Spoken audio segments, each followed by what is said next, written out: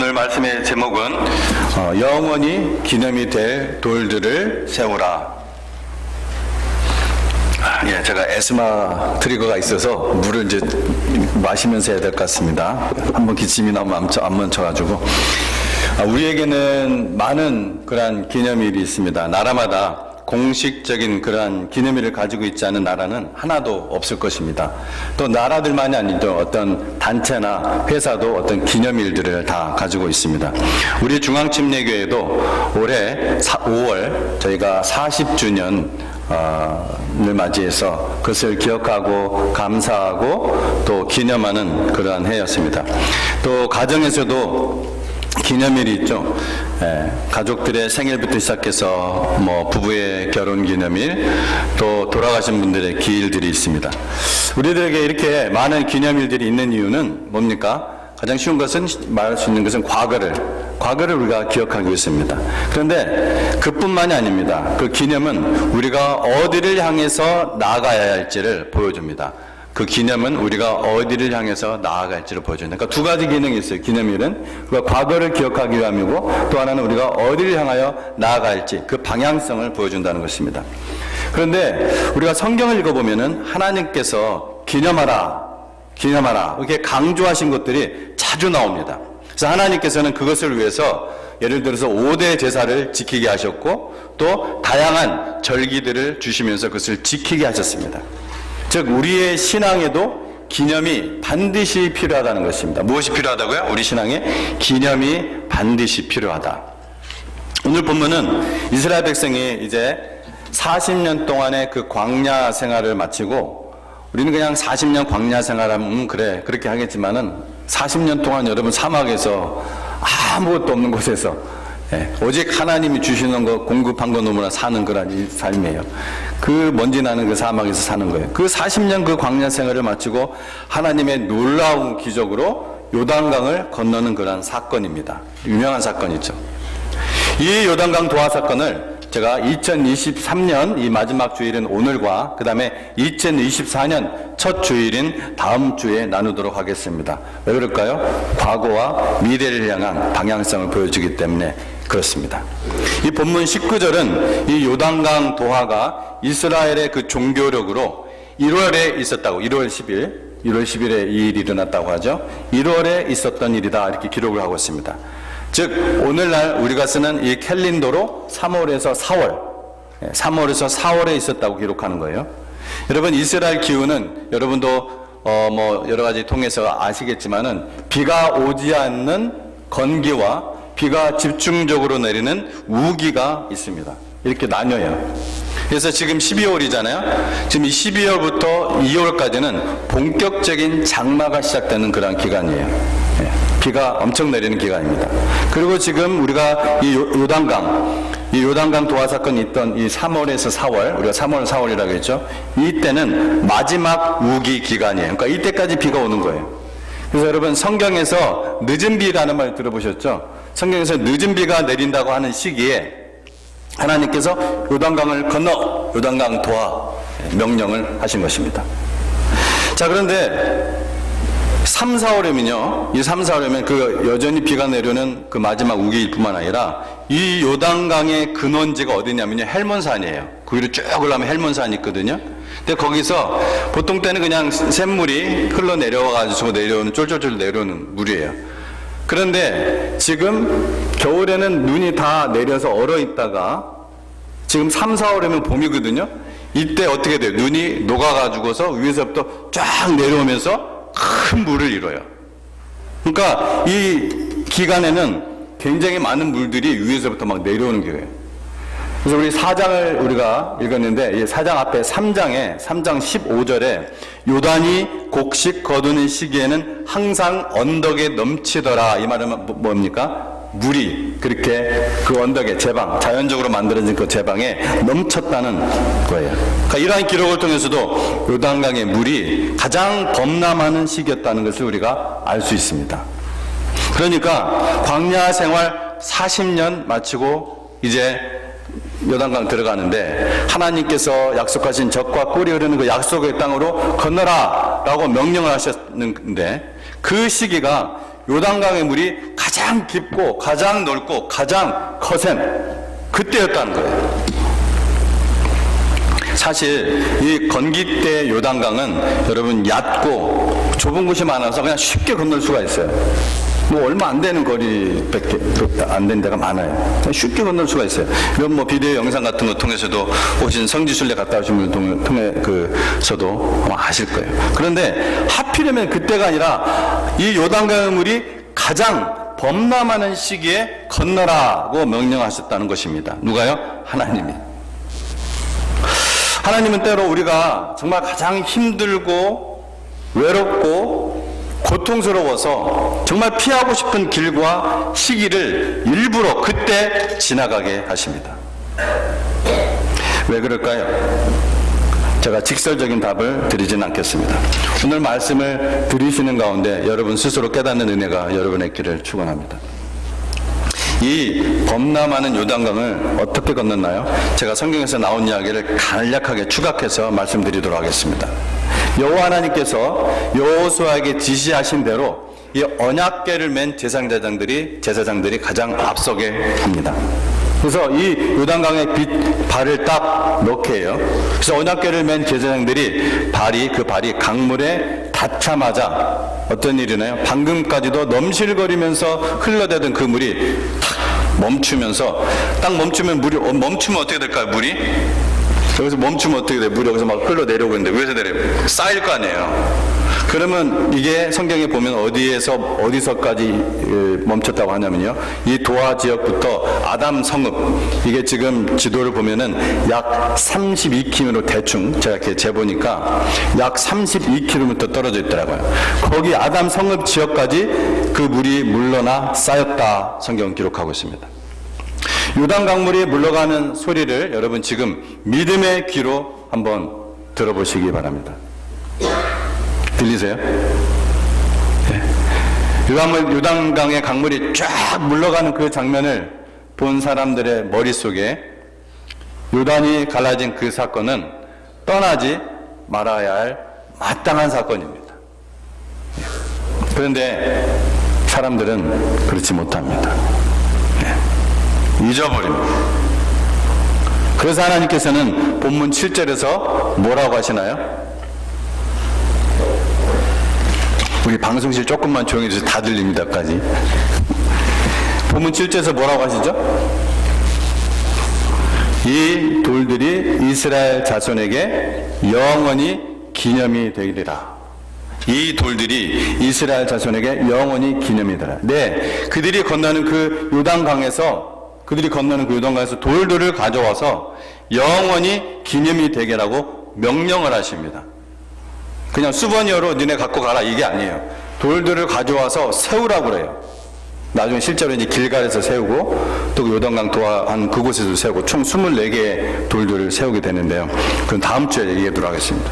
기념석 세우라는 거예요. 하나님께서 왜 이렇게 기념석을 세우게 하셨나요? 첫 번째 이유는 하나님의 은혜를 잊지 않기 위해서입니다. 하나님의 은혜를 잊지 않기 위해서입니다.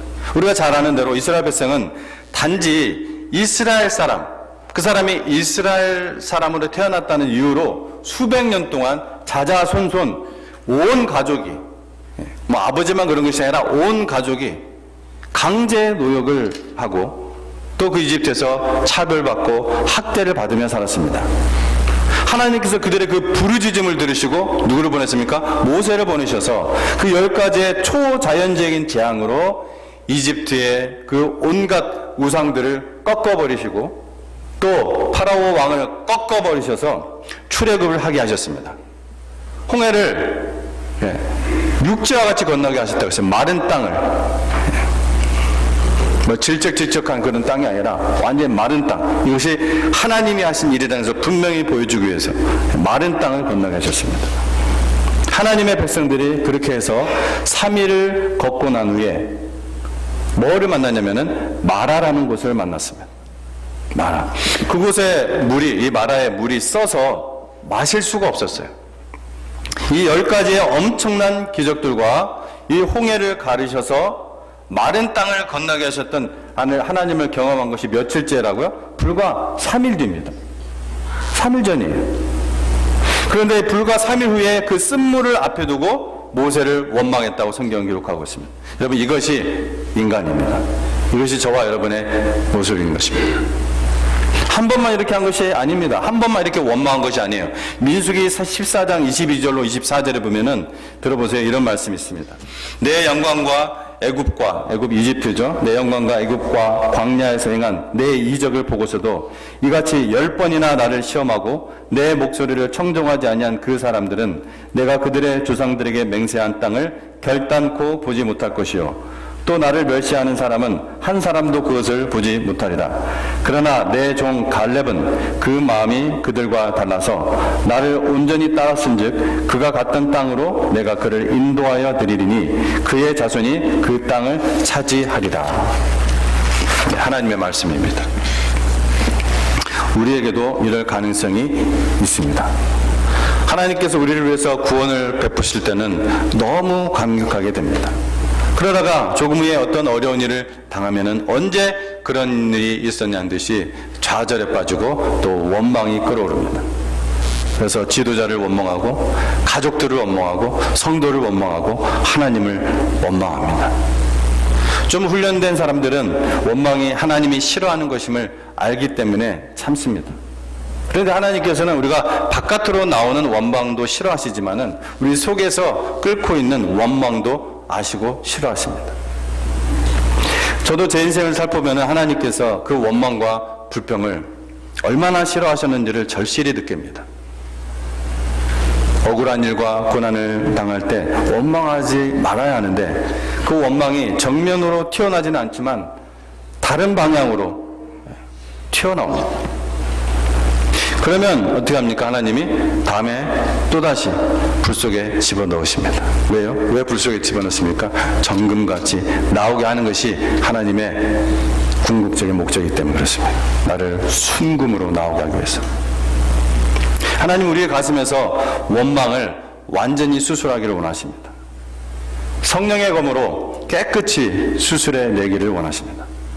그러나 우리들은 약해서 나를 영원한 그 사망에서 영원한 생명으로 구원해 준 그 은혜, 과거에 베푸신 그 엄청난 은총의 역사를 체험을 했는데 그렇지만 사방이 정말 꽉 막히고 아무것도 없고 갈 방향도 전혀 보이지 않고 아무도 없는 인생의 광야에 서게 되면은 지금 당장 내 눈앞에 있는 현실만 보고 과거를 잊어버리고 미래에 대한 소망을 잃어버리는 것입니다. 하나님, 왜 나에게 나타나지 않으십니까? 하고 원망도 합니다. 그래서 하나님께서는 기념석을 세우게 하시는 것입니다. 올 한 해를 여러분 되돌아보십시오. 살아온 날들을 되돌아보십시오. 하나님께서 여러분에게 행하신 기적들이 얼마나 많습니까? 그때는 얼마나 감격했습니까? 얼마나 감사했습니까? 하나님께서 여러분들에게 베푸신 그 은총과 복들이 얼마나 많은지 한번 세어보십시오. 하나님이 여러분에게 행하신 일들에 대해서 감사하고 기념하는 그런 기념석을, 기념의 돌들을 여러분 세우셨습니까? 그 기념석을 바라보면서 과거에 이렇게 행하신 나의 하나님이 이 일에도 바로 이 순간에도 나타날 것이고 또 앞으로도 나타날 것이라는 것을 신뢰하면서 소망하도록 만드시는 것이 바로 그 기념석입니다. 기념의 돌. 저와 제 아내는 언젠가부터 어떤 힘든 일이 생기면은 오히려 그때 하나님의 은혜를 베푸셨던 그 하나님의 은혜를 나누게 됩니다. 짧은 나눔이지만 그때마다 다시 감사하고 우리의 위치를 확인합니다. 그리고 무엇을 위해서 우리의 인생을, 나머지 인생을 살아야 하는지 또 어디를 향해 우리가 가야 하는지를 돌아보는 그런 소중한 시간을 갖습니다. 여러분, 하나님의 은혜는 기념이 필요합니다. 기념이. 보기만 해도 기억이 나는 것이 있어야 돼요. 듣기만 해도, 생각만 해도 다시 과거의 은혜로 돌아갈 수 있는, 그 감격으로 돌아갈 수 있는, 그 신앙의 비등점으로 돌아갈 수 있는 기념의 돌이 있어야 됩니다. 세우셔야 합니다. 두 번째, 신앙의 기념석을 세워야 하는 이유는 하나님의 크신 이름을 열방에 증거하고 모든 민족에게 복이 되기 위해서입니다. 이스라엘 백성이 젖과 꿀이 흐르는 그 가나안 땅, 약속의 땅을 지금 막 밟았습니다. 그렇죠? 자, 근데 하나님께서는 그 밟은 때로부터 약 400여 년 전 그들의 조상 누구에게 이것을 약속했습니까? 아브라함. 근데 아브라함에게 뭐라고 하면서 이 약속을 하셨습니까? 너로 큰 민족을 이루고 내게 복을 주어 내 이름을 창대하게 하리니 너는 복이 될지라. 뭐가 된다고요? 복이 될지라. 원망이 될지라, 슬픔이 될지라, 절망이 될지라, 불평이 될지라가 아니라 복이 될지라. You shall be a blessed. 모든 족속이 너로 말미암아 복을 얻을 것이라. 하나님께서 그 약속을 이루시고 계시는 거예요. 이 400년 뒤에. 이것을 이루기 위해서 하나님께서 400년 동안 이스라엘 그 민족을 만드시고, 그리고 땅을 미리 준비하시고, 그리고 법을 주셨던 거예요. 10계명. 창조자 하나님께서는 민족으로는 바로 이스라엘을 택하시고, 법으로는 10계명을 주시고, 영토로는 가나안 땅을 합법적 소유자로 주신 이유는 그들이 결코 다른 민족보다 잘나서가 아닙니다. 오히려 못난 게 훨씬 많아요. 성경에 보면 그렇게 말씀을 하세요. 이스라엘 민족만을 사랑해서도 아닙니다. 하나님께서 그들에게 10계명을 주신 이유도 10계명을 이제 잘 지켜서 너희가 하나님 백성이 되어야 한다고 주신 것이 아니에요. 그들은 지킬 수가 없어요. 오히려 반대입니다. 하나님께서 그들을 구원해내시고 하나님 백성 삼으신 다음에 그들에게 이제 하나님의 백성답게 살도록 주신 것이 10계명입니다. 그래서 인간이 10계명을 완벽하게 지킬 수 없지만 그래도 너희가 하나님 백성, 구원받은 나의 백성, 하나님의 백성으로서 10계명을, 이 하나님의 말씀을, 하나님의 계명을 마음과 목숨과 뜻을 다해 내 하나님을 사랑하고 내 이웃을 사랑하라고 주신 것입니다. 그것을 증거하게 하신 거예요. 우리의 삶으로. 그래서 주변의 민족들이 우상을 버리고 회개하여 유일하신 참 하나님, 그들의 바로 창조자 하나님을 믿고 그들이 돌아와 하나님의 복을 받도록 하게 하신 것입니다. 그래서 혈통적 이스라엘 민족은 그들의 역사 속에서 이 하나님을 계속해서 망각하고 또 실패하고 자기 땅에 보내신 아들 하나님의 메시아 예수를 십자가에 못 박아 죽이기까지 했던 것입니다. 혈통적 이스라엘. 그러나 인간의 실패는 결코 하나님의 실패가 아닙니다. 전능하신 하나님께서는 그것도 미리 아시고 섭리하시고 주관하셔서 오히려 십자가의 이 보혈이, 십자가의 그 피가 모든 민족에게 전파되어 하나님의 택하신 사람들을 구원하시고 영원한 복이 되게 하셨던 것입니다. 이 아브라함의 그 혈통적 이스라엘이 아니라 아브라함의 피를 받은 혈통적 피가 아니라 자손이 아니라 예수 그리스도의 피, 그 예수 그리스도의 피로 말미암아 구원받고 교회된 성도들이 하나님의 참 이스라엘인 것입니다. 로마서에 나옵니다. 하나님의 참 이스라엘.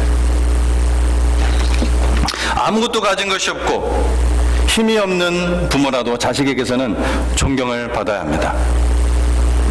자식은 부모가 무엇을 해주었느냐에 상관없이 부모를 사랑하고 존중해야 됩니다.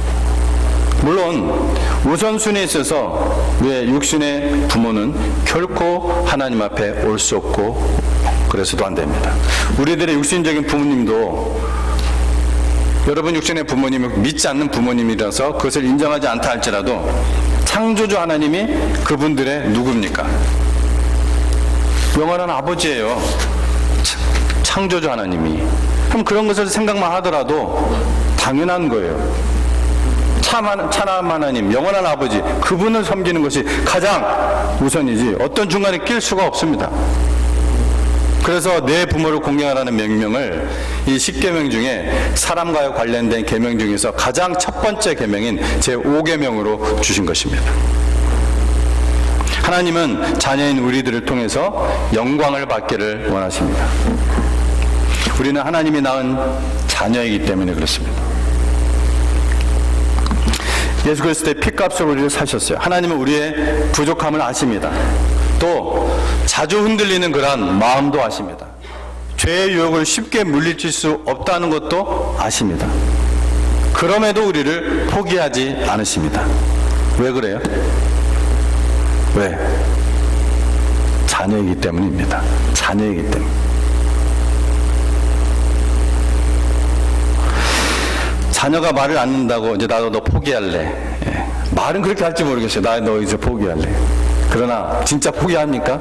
그 말 하자마자 바로 그냥 그 다음 행동을 하시죠. 자녀는 우리가 포기하지 않습니다. 자녀를 포기하는 부모는 없습니다. 그건 부모가 아니죠. 자녀가 실패한다고 도와주기를 거절하는 부모도 없을 것입니다. 다른 사람은 다 포기해도 부모는 포기하지 않습니다. 자녀의 연약함을 몰라서가 아닙니다. 때로는 그 일을 할 실력도 능력도 모자란다는 것을 압니다. 그래서 다른 사람들은 그 자식을 인정하지 않을지 몰라요. 그러나 부모는 다릅니다. 오직 자녀의 성공에 대한 기대만 가지고 있습니다. 제가 지금 누구 얘기하고 있는 거예요? 하나님 얘기하려고 하는 거예요. 아버지 하나님. 아버지 하나님이 우리를 향한 그 사랑이 어떤 사랑인지, 포기하지 않는 그 사랑. 실패할 때 돌아오는 아픔은 생각하지 않습니다. 언젠가는 반듯하게 서주기만을 소원하고 있습니다. 이스라엘은 광야에서 수없이 넘어졌습니다. 조금만 어려워도 원망하고 불평했습니다. 하나님이 하나도 도와주지 않는 것처럼 그렇게 행동했습니다. 오히려 왜 우리를 애굽에서 놔주지, 그대로 놔두지 왜 애굽에서 나오겠냐고 대들었습니다. 부모들이 자녀에게 가장 섭섭할 때는 그러면 왜 낳았습니까? 저 왜 낳았어요? 대들 때죠. 왜 낳아서 이 고생을 시키느냐고, 이렇게 해주지 못할 거면서 왜 나를 낳아서 저를 이렇게 고생시키냐고 부모를 원망하는 것입니다. 그때 여러분 부모들 여러분 뭐라고 얘기하십니까? 저는 할 말이 없을 것 같아요. 할 말이 없죠. 그러나 속은 너무 상합니다. 자식이지만 섭섭해서 견딜 수가 없습니다. 그럼에도 하나님은, 홍해를 가르신 그 하나님은 지금 뭘 가르셨어요? 요단강을 또 가르셨습니다. 하나님의 손길은 어떤 일이 있어도 여러분 멈추지 않습니다. 우리가 아무리 실패하고 넘어져도 다시 일으켜 세워줄 것입니다. 우리가 손만 내밀면 결국에는 그리스도를 닮은 영광스러운 존재로 만드실 것입니다. 그것이 불과 같은 시험이 우리에게 있을지라도. 그렇게 되기까지 하나님의 사랑과 능력은 우리 안에서 계속 쌓이게 됩니다. 결국 세상은 우리를 볼 때마다 우리를 기억하는 것이 아니라 누구를, 하나님이 누구신가를 알게 됩니다. 하나님. 우리의 삶의 과정에서 세우는 그 신앙의 그 기념석들은, 그 신앙의 기념의 돌들은 바로 끝까지 사랑하신 이 하나님의 능력을 여러분 보여주게 될 것입니다. 기념석을 세우십시오. 마지막으로 신앙의 기념석을 세워야 할 이유는 하나님을 영원토록 항상 경외하기 위해서입니다. 자신의 세대에도 망각할 가능성이 많지만 다음 세대는 망각할 가능성이 더 많습니다. 성경에서도 하나님이 믿음이 기뻐하시는, 하나님이 참 내 마음에 합한 자다라고 아까까지 한 그 다윗, 정말 좋은 믿음을 가졌던 한 가정 안에서 3대째 그렇게 좋은 믿음을 가진 후손들을 여러분 찾아보기 힘듭니다. 성경에서도. 여러분의 부모님이 정말 좋은 신앙을 가지신 분들이었다면, 여러분이 1세대가 아니라 저는 제가 1세대인데 여러분이 정말 좋은 신앙을 가진 부모님들이 계셨다면 이제 여러분의 자녀들을 생각해 보십시오. 과연 얼마나 좋은 신앙을 가지고 있는가. 이스라엘 민족도 출애굽 2세대 사람들이 가나안 땅에 들어갈 수 있었는데 이제 여호수아 죽고 제3세대 때부터 벌써 하나님 앞에서 악을 행하기 시작합니다. 이스라엘의 흑역사 시대인 사사 시대의 시작이 바로 그때였습니다. 제 나이가 되면은 위로는 순서 없이 가시는 부모님들을 보내드려야 합니다. 그러다 보면 어느새 자녀들이 성인이 되어 있습니다. 그리고 그 다음에 그들이 우리의 장례를 준비할 때가 옵니다. 하나님은 영원하시지만 이 세대는 지나갑니다. 잠깐이죠. 긴 것 같지만 잠깐 지나가는 인생입니다. 그러나 이런 갇힌 인생을 살아가면서 우리 하나님의 백성들에게는 주어진 과제가 있습니다. 우리 후손들에게 신앙의 형식만, 신앙의 틀만 넘겨주는 것이 아니라 그 가슴 속에 신앙의 불을 넘겨줘야 됩니다. 그 신앙의 불을 넘겨줘야 하는 이유가 하나님께서 성도의 삶을 불태워 확인하는 최후의 심판이 있기 때문입니다. 고린도전서 13장 13절 15절 말씀 읽어드리겠습니다. 각 사람의 공적이 나타날 터인데 그날이 공적을 밝히리니 이는 불로 나타내고 그 불이 각 사람의 공적이 어떠한 것을 시험할 것임이라. 만일 누구든지 그 위에 세운 공적이 그대로 있으면 상을 받고 누구든지 그 공적이 불타면 해를 받으리니 그러나 자신은 구원을 받되 불 가운데서 받은 것 같으리라.